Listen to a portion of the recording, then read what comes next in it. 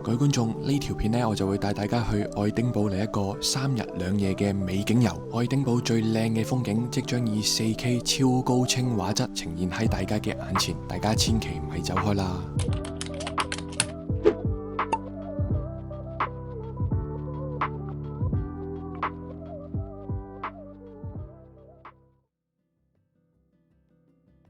呢一趟嘅旅程呢，我哋就會喺曼城嘅 Manchester Oxford Road 火車站出發，搭火車去到 Warrington Bank Quay 轉車，然後就搭到愛丁堡西邊嘅 Haymarket 火車站落車，全程大概只需要3個半鐘頭嘅啫。我第一眼見到呢個城市，簡直係眼前一亮啊！見到周遭所有嘅建築物都同我喺曼城見到嘅截然不同啊！加上當日風和日麗嘅天氣，令到我非常期待跟住落嚟嘅旅程啊！大家可能會問我點解唔去愛丁堡市中心嘅 Edinburgh Waverley 火車站落車呢？答案係因為我 book 咗喜來登嘅 Four Points Hotel， 而呢間酒店正正就係喺 Haymarket 隔離。我就朝頭早10點零鐘嚟到愛丁堡，希望碰一碰運氣，睇下可唔可以提早 check in 酒店。但係好可惜係唔成功嘅，我哋就唯有孭住自己嘅行裝去我哋第一個景點 Deans Village。Deans Village 距離 Haymarket 火車站大概需要16分鐘嘅步程。Deans Village 以前係水磨坊嘅所在地，今時今日就變成旅客必到嘅打卡勝地。呢度有小橋流水同埋古色古香嘅建築物。想打張靚卡，我諗你最少都要預個零2個鐘先影得晒啦。就大家眼前所見到嘅呢個範圍，我哋就已經用咗超過半個鐘喺度打卡影相啦。我哋繼續向前行，就會見到一個石磨配件，配合水磨坊呢個主題，我相信大家又可以喺呢度打個靚卡啦。喺石磨呢個位置抬頭一望，就會見到一條 Deans Bridge。呢條石橋係喺1831年竣工，差唔多有200年歷史噶啦。同樣係一個非常理想嘅打卡位置，大家千祈唔好錯過呢條橋啦。好啦，轉眼間呢，我哋就去到下一個景點啦，就係 Inverleigh Pond。嗱，呢個祠堂呢，我會稱之為一個隱世景點啊。各大嘅旅遊網站未必會特登介紹大家去呢一個祠堂，但係我就強烈推薦大家一定要去啦。喺拍攝當日風和日麗，我哋就見到大量嘅 local 嘅朋友坐咗喺祠堂側邊嘅草地斜坡，3、5知己坐喺度傾下偈，曬下日光浴，真係偷得浮生半日閒啊！當其時拍攝嘅時間呢，相信係正正撞正一間中學嘅放學時間，一大班嘅中學生喺我哋嘅面前迎面經過，見到佢哋每一個面孔都似乎係輕鬆自在，似乎佢哋都好享受呢度嘅校園生活。見到呢啲環境，我就諗翻起自己讀中學嘅時候，放學就要穿過一啲石屎森林，經過一啲塵土飛揚嘅馬路，喺度等巴士，想揾塊草地踩下都冇啊！呢度嘅中學生可以喺一啲咁靚嘅環境之下經歷佢哋嘅中學生涯，已經係人生贏家啦。拍攝當日嘅氣溫呢都係得幾度嘅啫，儘管如此，喺天朗氣清、陽光普照之下，我哋一啲都唔覺得凍啊！仲要將我哋嘅大褸除低，感覺非常之舒服。眯埋眼瞓喺草地，享受住日光浴，聽住祠堂入邊飛鳥嘅叫聲，搞到我真係唔捨得走啊！轉眼間，我哋就嚟到今趟旅程嘅第3個景點——愛丁堡皇家植物園。呢個景點同樣係免費入場嘅，入邊就會展示好多唔同種類嘅植物啦。但係好可惜，我哋嚟嘅月份就係3月中嘅時間啦。園入邊嘅植物呢，好多都係仲未開花㗎。如果想嚟愛丁堡皇家植物園參觀嘅朋友，我建議大家最好可能係4月或者5月，天氣開始回暖、繁花綻放嘅日子先至過嚟，咁就可以欣賞到皇家植物園最靚嘅一面啦。雖然今次我哋嚟到皇家植物園見唔到一啲好靚嘅花卉啦，但係我哋嚟到呢度嘅紀念品售賣點，都見到大量琳琅滿目同花卉有關嘅商品出售喎。如果大家移咗民過嚟英國嘅話，不妨喺呢度選購一啲大家心儀嘅花卉種子，種喺自己嘅後花園，真係唔錯㗎。除咗各式各樣嘅花卉種子可以喺度買到之外，最令我估唔到嘅就係連 Jellycat 嘅植物瓜果公仔都可以喺度買到啊！喺呢度買到嘅 Jellycat 植物公仔款式仲多過喺 Trafford Centre 嗰間 Jellycat 專門店啊！想買 Jellycat 手信返去香港嘅話，不妨喺呢度選購啦。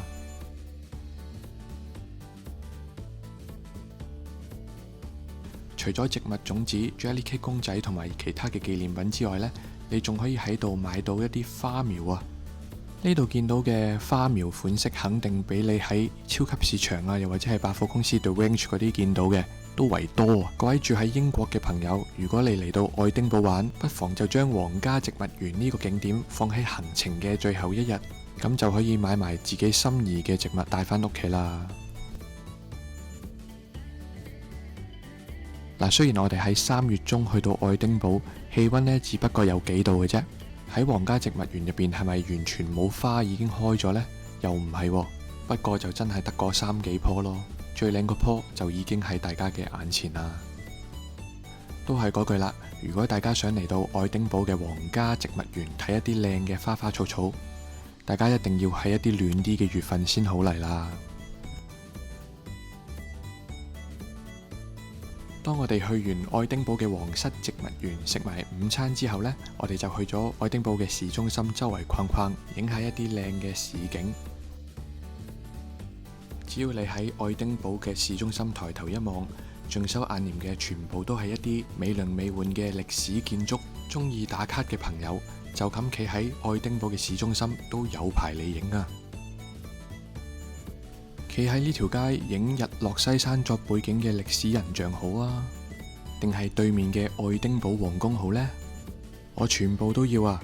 小朋友先至需要作選擇嘅啫。大家睇下眼前呢個景致，靚成咁，行咗成日，對腳攰到死都抵返晒啦！日落西山，係時候食晚飯啦。喺我哋行過去餐廳嘅過程之中，所見嘅所有景物都係好似一幅畫咁靚啊！我哋都忍唔住停低，不斷咁影，不斷咁影。希望大家都可以透過呢條片感受到愛丁堡嘅靚啦。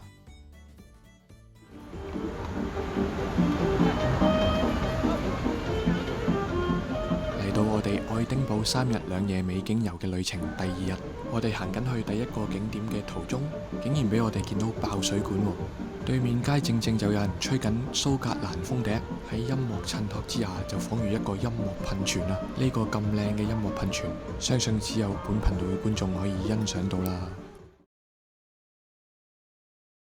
嚟到我哋第2日嘅旅程，第一個正式嘅景點就係卡爾頓山啊！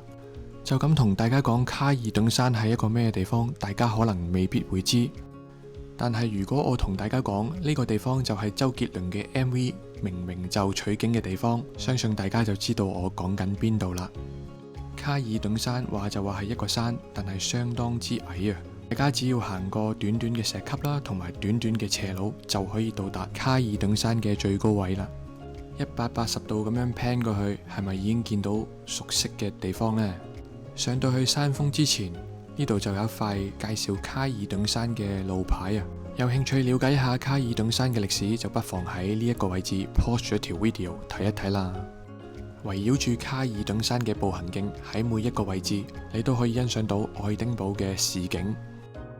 咩叫做風景如畫呢？相信呢度就係啦。我哋一齊靜心欣賞一下呢一個180度嘅愛丁堡靚景啊！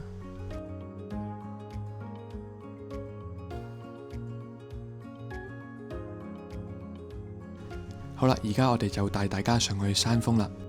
我哋上去山峰，第一樣見到就係呢一個紀念碑。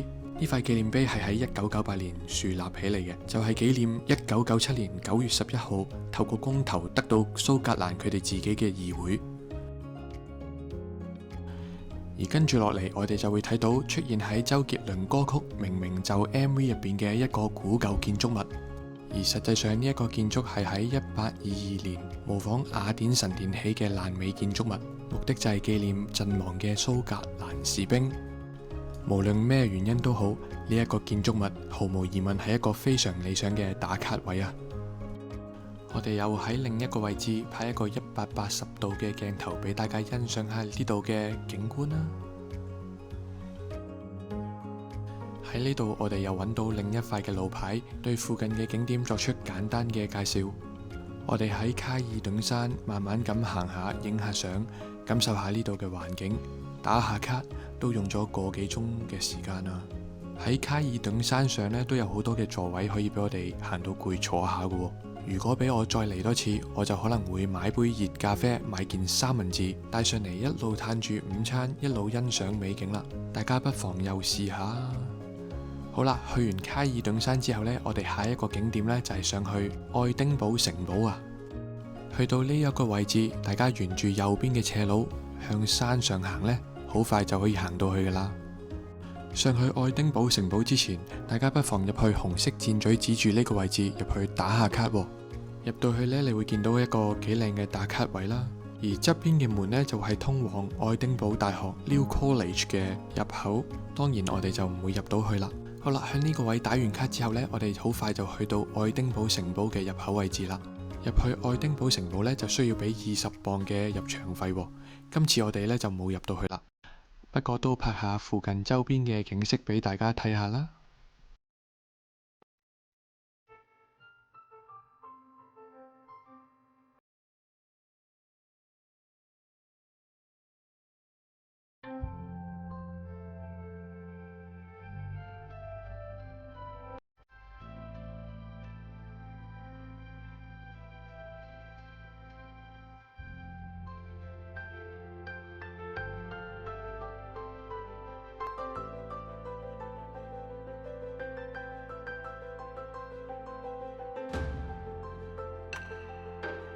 我哋去完愛丁堡城堡附近打卡之後呢，我哋就去咗附近嘅一間商店睇下啲紀念品喎。呢度嘅 souvenir 有平有貴，平嘅幾磅都有交易。要買手信俾朋友，呢度係一個唔錯嘅選擇啊。離開咗 souvenir 店鋪之後呢，我哋喺街上見到有個人拎住一隻貓頭鷹啊，大家可以近距離咁睇下隻貓頭鷹，同佢打下卡喎。原來呢，佢哋係屬於一個動物嘅保育團體喎。大家有興趣嘅話，不妨做啲 donation， 隨緣樂助咁啦。去到愛丁堡嘅遊客區，你總會見到街頭藝人着住蘇格蘭嘅傳統服飾，用風笛吹奏蘇格蘭嘅音樂。我個人嚟講都幾中意呢種感覺，幾好氣氛㗎。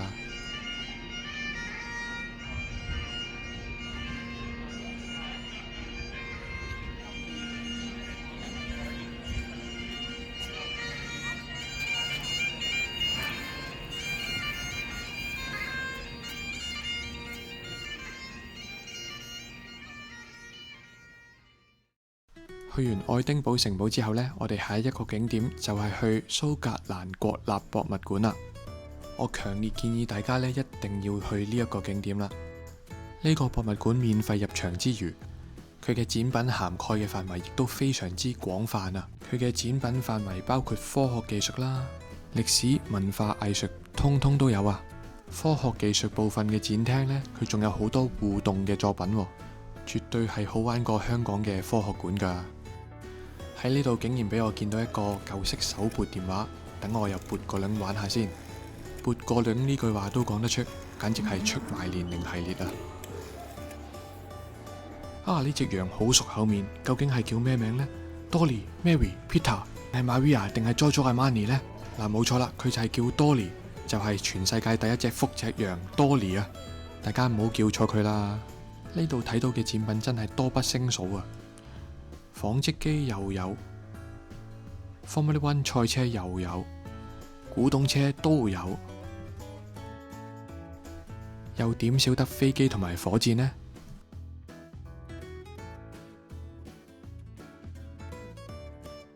就連動物嘅展品都有喎，真係大人細路都啱睇㗎。話時話都幾十年冇掂過呢款展品啦，乘機又玩下先。都幾鬼過癮㗎！文化藝術呢方面呢，我就冇乜特別大嘅興趣啦。不過都影一影俾大家睇啦。如果大家係一家大細嚟到愛丁堡玩，呢個景點就絕對唔可以錯過啦。呢個景點真係可以玩到幾個鐘㗎。我哋喺呢個博物館都 stay 咗1個零2個鐘啦。離開呢度嘅時間大概係4點零5點鐘，然後我哋又再行咗一陣街，準備去下一個打卡靚位啦。時間就去到傍晚嘅6點45分左右，我哋就身處喺 Edinburgh Waverley 火車站嘅上面，睇下我哋而家望過去西邊嘅日落景緻係幾咁優美啊！有住呢啲古色古香嘅建築襯托住呢一個日落，可以話係百看不厭啊！唔知大家又覺得靚唔靚呢？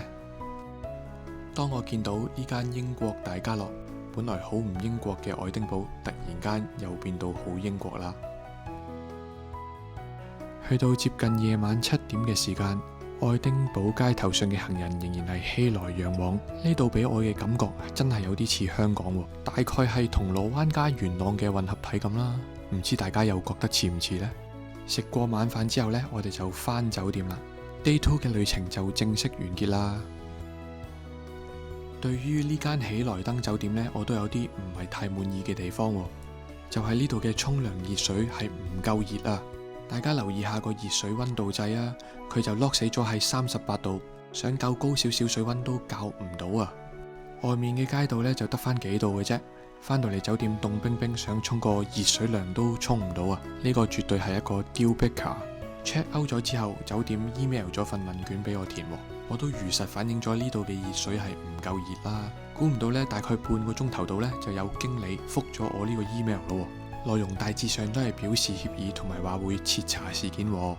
除咗熱水唔夠熱之外呢，以600幾蚊1晚嘅價錢，有咁嘅質素嘅內裝，算係唔錯噶啦。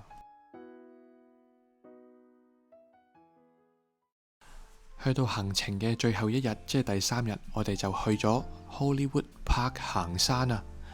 我哋就由 Haymarket 站出發，去到麥當勞站落車。呢度嘅輕鐵就唔可以好似曼城嗰啲咁樣，就咁用 contactless 嘅 Visa 或者 Master 卡拍卡上車。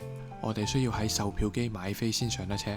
同樣地啦，一程車呢都需要2磅，即係20蚊港紙。不過都慣咗呢種價錢啦。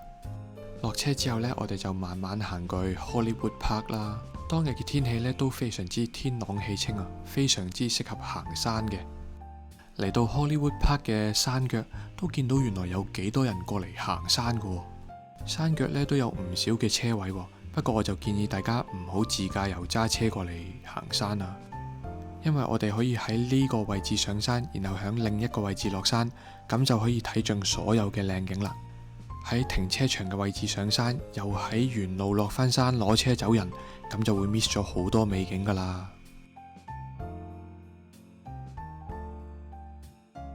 大家眼見呢條斜路看似冇乜難度，不過可以話你知，呢個只係一個熱身嚟噶咋，好戲在後頭，之後嘅路段絕對唔係容易行噶。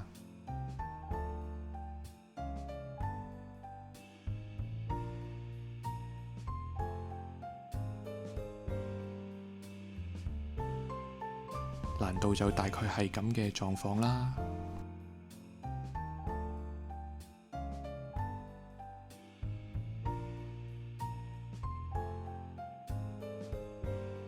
去到 Hollywood Park 山腰嘅部分呢，我哋就會見到一個古蹟，就係聖 Anthony's Chapel 嘅遺址啦。呢度又係一個必到嘅打卡位啦。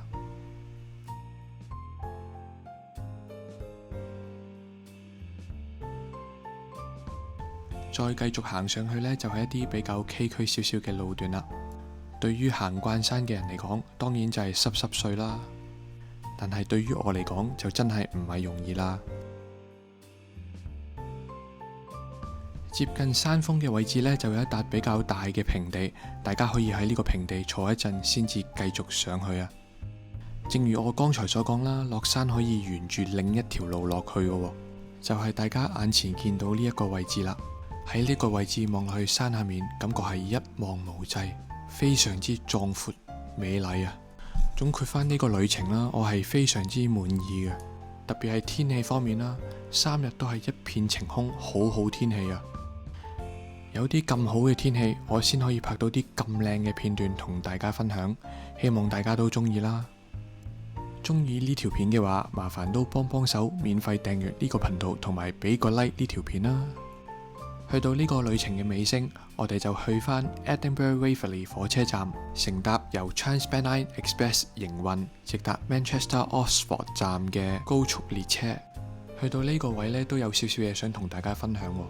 我哋早半個鐘去到車站，諗住可以早少少上車休息一下啦。點知臨開車前10分鐘先至 confirm 到邊一個月台上車喎，搞到我哋企咗喺車站都好鬼耐啊！如果大家都係喺呢度搭車返曼城嘅話，就不妨喺附近嘅商店行一陣街先至上車啦。好啦，今次愛丁堡之旅正式完結啦，希望大家都中意呢條片啦。